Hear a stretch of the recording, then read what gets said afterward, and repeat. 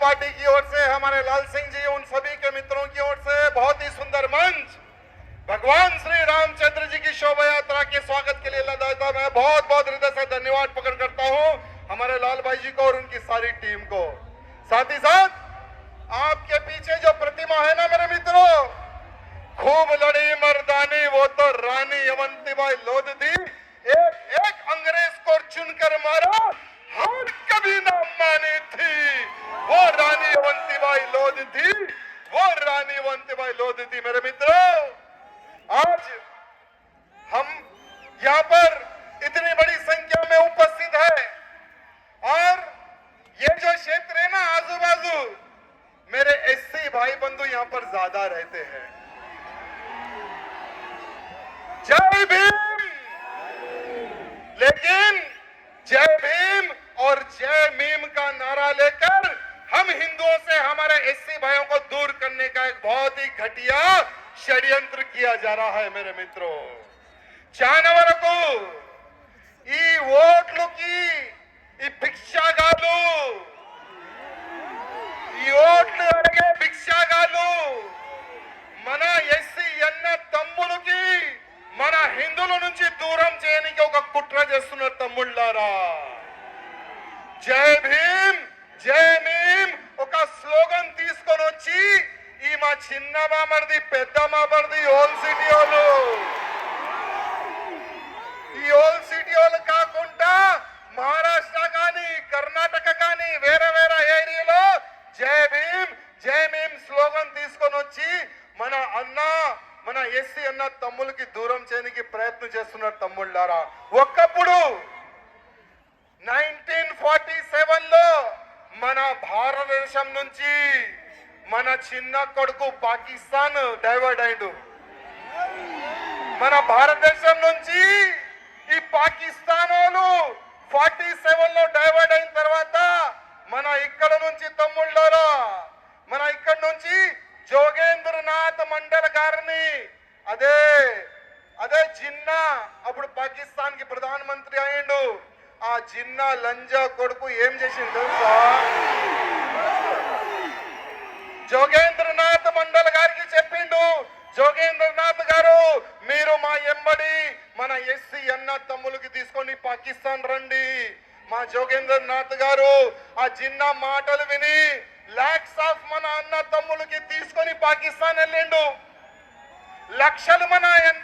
లక్షలు దాంట్లో ఎస్సీ అన్న తమ్ములు తీసుకొని పాకిస్తాన్ వెళ్ళిన తర్వాత అక్కడ ఏమైంది తెలుసా? మన ఎస్సీ అన్న తమ్ములకి, మన అక్క చెల్లెలకి ఏ విధంగా వాళ్ళు నరికినారు తెలుసా మీకు? చాలా వరకు మన హిందువులకి తెలియదు, చాలా వరకు మన హిందువులకి తెలియదు। జిన్నా చనిపోయిన తర్వాత ఒక కొత్త ప్రధానమంత్రి పాకిస్తాన్ కి అయ్యిండు, లియాఖత్ అలీ ఖాన్। లియాఖత్ అలీ ఖాన్ అక్కడ ప్రధానమంత్రి అయిన తర్వాత ఆయన ఫస్ట్ టార్గెట్ ఏం చేసిండు? హిందువుల్ని చంపాలి, హిందువులని నరకాలి।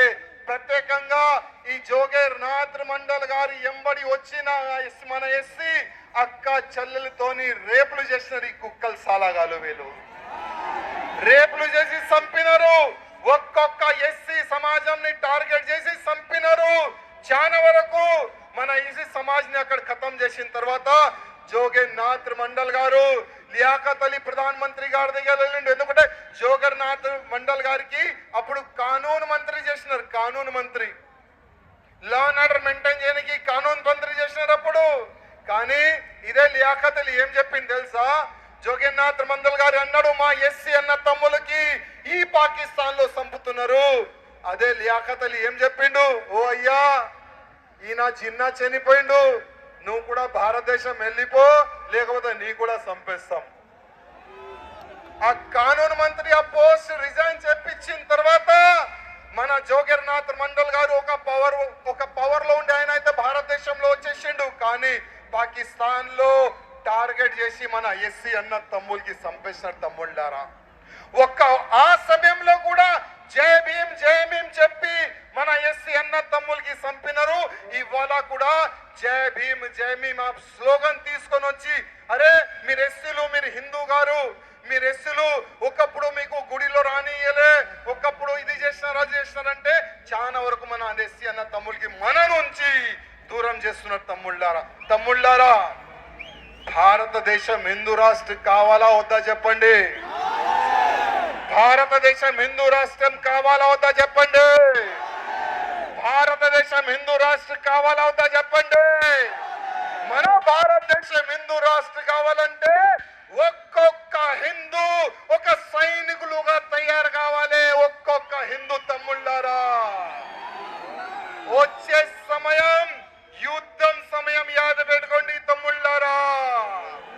భారతదేశం హిందూ రాష్ట్రం ఇట్లా కాదు, దానికి ఒక పెద్ద యుద్ధం చేయాలి. వాళ్ళు కూడా యుద్ధం గురించి రెడీ అవుతున్నారు. మనం కూడా యావత్ భారతదేశంలో ఉన్న ప్రతి ఒక్క హిందువులను తీసుకొని వచ్చి ఒక సైనికులుగా ఒక తయారైదాం. మన భారతదేశాన్ని హిందూ రాష్ట్రం చేద్దాం. బోలో భారత్ మాతా కీ, భారత్ మాతా కీ. జై శ్రీరామ్, జై శ్రీరామ్, జై శ్రీరామ్.